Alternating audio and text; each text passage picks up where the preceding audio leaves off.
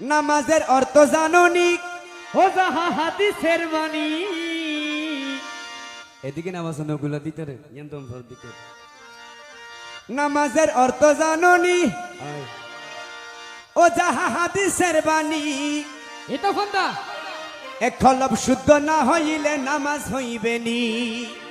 আগে কলব শুদ্ধ করিব তারপর নামাজ পড়লে হাজত আইব ঠিক কিনা? কি বলছে নামাজ পড়িয়ে রেখে জায়গায় সিমেন্টে নিলে হাজ হইত না, সুদ খাইলে হাজ হইত না। নামাজের অর্থ জাননি ও যাহা হাদিসের বাণী। আরে কলব শুদ্ধ না হইলে নামাজ হইবে নি, কলব শুদ্ধ না হইলে